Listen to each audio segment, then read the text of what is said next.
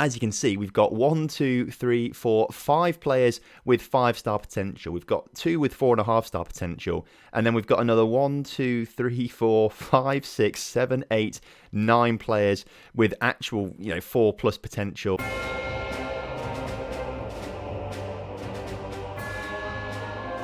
Hello and welcome back to Around The Bloc. Hope you're all doing well today and looking forward to another episode here at the Puskas Academy. It's going to be exciting. Now, first things first, I do need to apologise for the lack of videos over the weekend. Essentially, last week was just a bit of a crappy week for me, essentially. And I just thought, right, I need a bit of a rest and just to stay away from screens and stuff like that. So I just had a bit of a calm, chilled out weekend and just chilled out. It was quite nice, actually.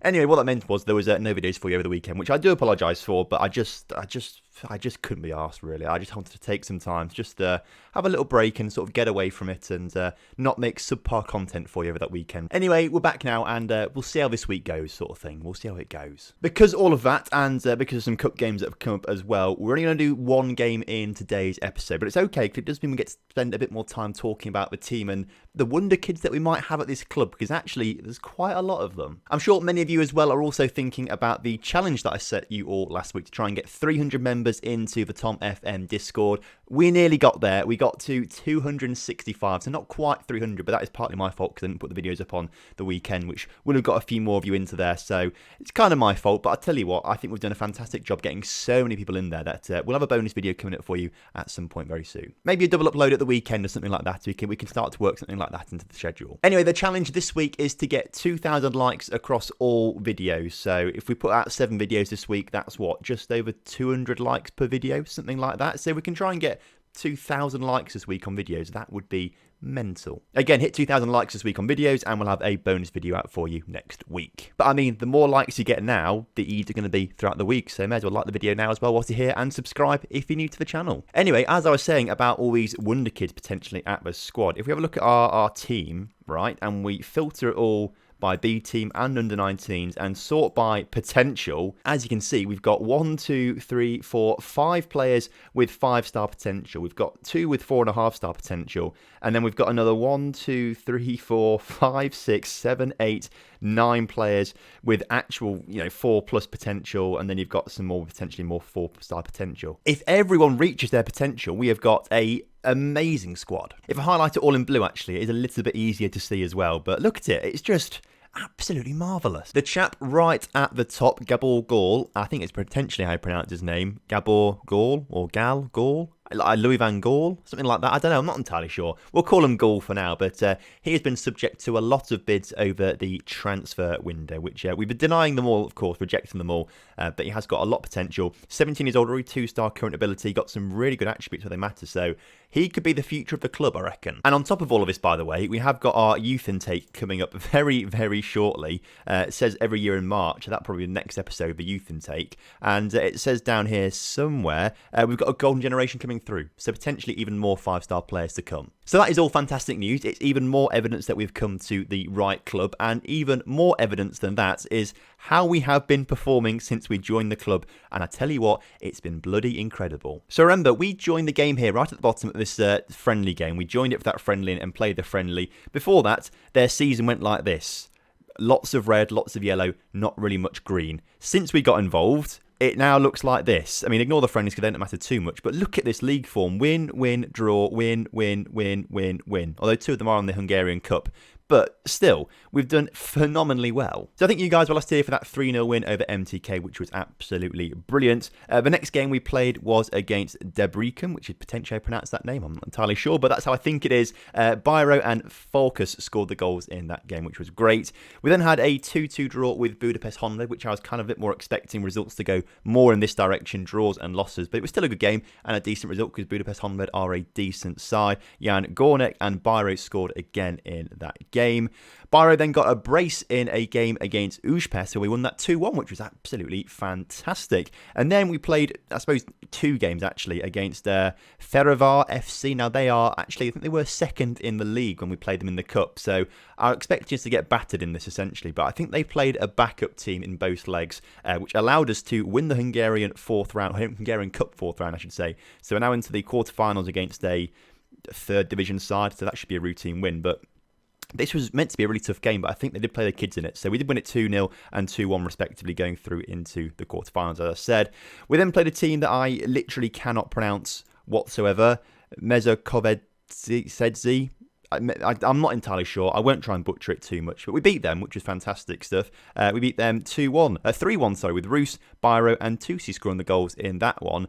Before we took on this team again, Feverar, we played them in the cup, beat them twice, played them in the league. They put a full strength lineup at this time, and we beat them 1-0. Biro scoring the goal in this game. He's been absolutely phenomenal, scoring plenty of goals for us recently. His form's been great. 1, 2, 3, 4, 5, 6, 7 goals since I joined the club, so he's done really well. But what this shows is the team is good enough. The team is more than good enough. It's just that whatever they were doing before, whatever style of play the manager had them going, because we're using the same formation, by the way. We're using the same formation, but we've just changed up the style of play, and it's works very well. So we're now up to 6th in the table, which is in the top half, which is what we promised the board we'd get to, which was very optimistic of us, actually. We shouldn't have promised that, but we did, and that's what we've achieved so far. Up to 32 points, 3 points clear of the team in 7th, only a point off the team in 5th. And if we keep this good run of form going, we could be challenging for European places come the end of the season and break into the top 4, which is mental. So with all of that being said and done, we're going to jump straight into this game against Diosgyör, which I think we should be winning because they're in the relegation zone. So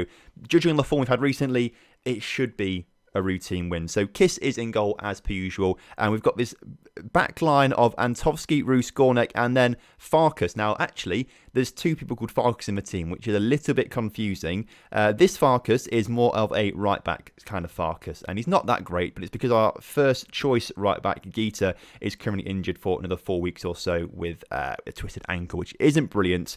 The other Farkas is the winger, and he's injured himself as well. So he's out for 9 to 3 weeks or so with, what's this out for? A sprained knee ligament. So he's out for a little while still.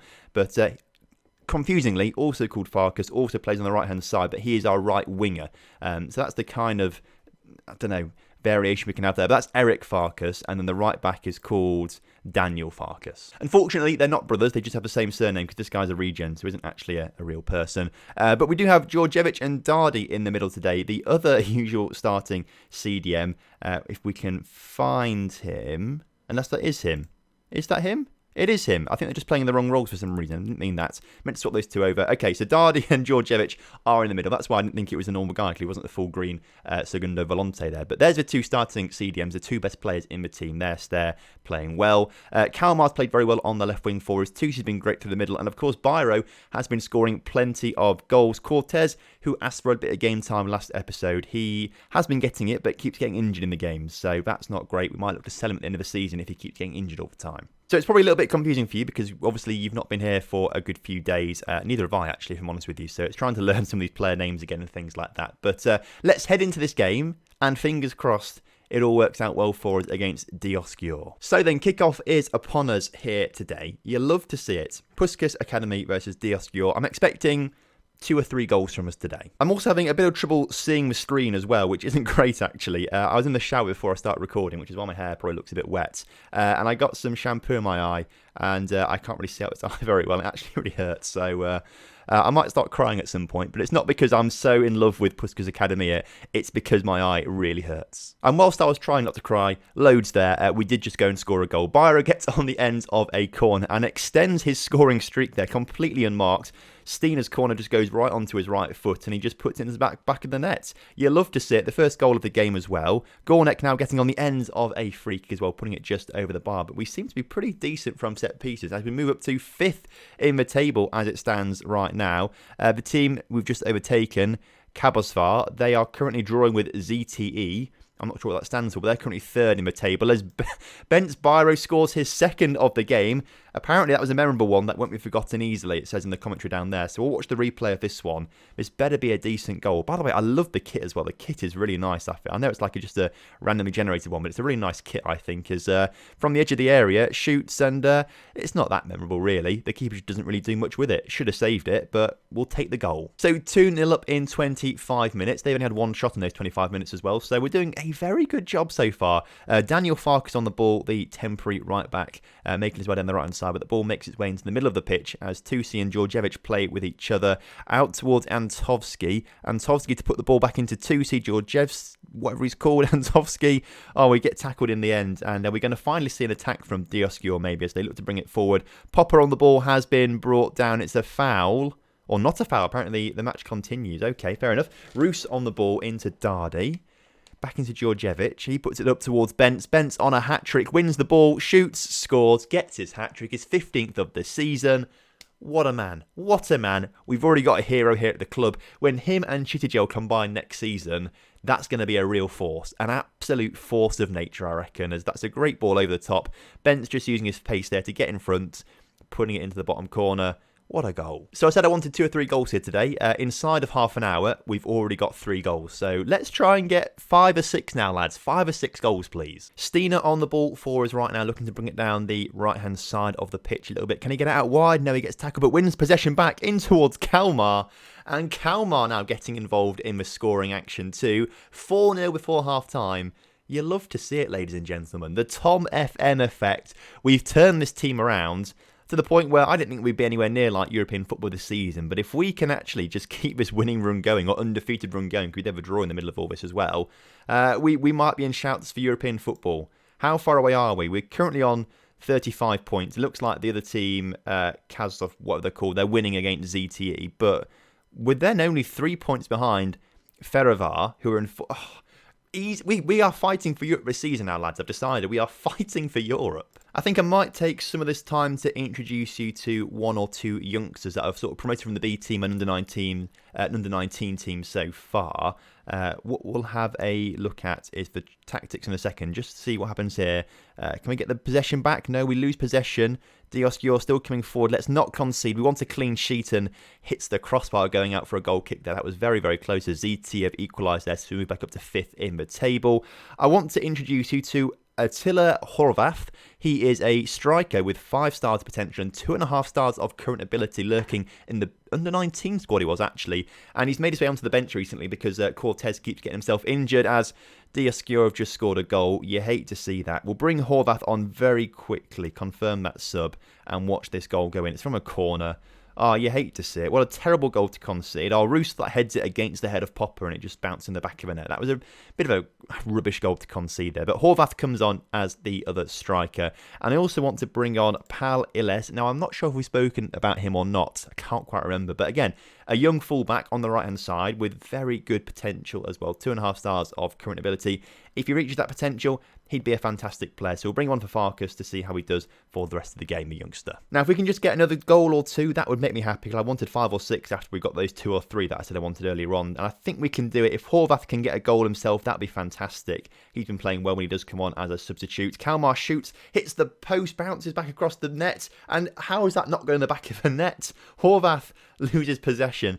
Oh my gosh, how did no one get a touch on that to put that in the back of a net? That was ridiculous. But with 10 minutes to go, we have completely dominated the game today.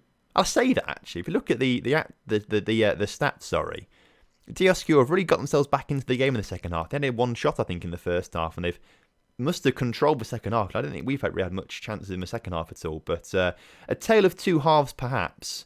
But as Horvath is through, can he get his goal? He puts it just wide.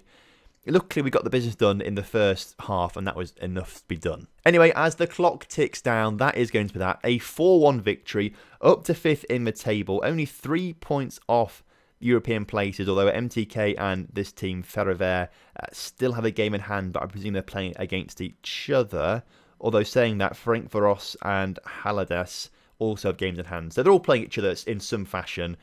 Hopefully Ferencváros beat MTK and this team beat that team, and that'll all work out quite nicely for us. As long as we can just keep within touching distance, that's exactly where we want to be. Well, what an episode that was then. I think that was pretty decent. We've seen the WONDERKIDS and we've seen a fantastic victory too. Next episode, whenever that's going to be, it will obviously come out tomorrow, but we are waiting for this youth intake to come through. And it says every year in March, so it might literally just come through the next day. It might come through right at the end of the month, but we'll see the WONDERKIDS come through. I'll make sure to post, obviously, the youth intake on the Patreon stuff, so that'll be exciting too. And we can talk about the Patreon stuff next episode as well, because there's a few new members that I need to thank as well. So we'll get onto that next episode. I think it's all pretty tied in nicely there. So thank you ever so much. If you have enjoyed today's episode, do drop a like on the video, subscribe if you're new around here, and I'll see you next time. Have a good one. Goodbye.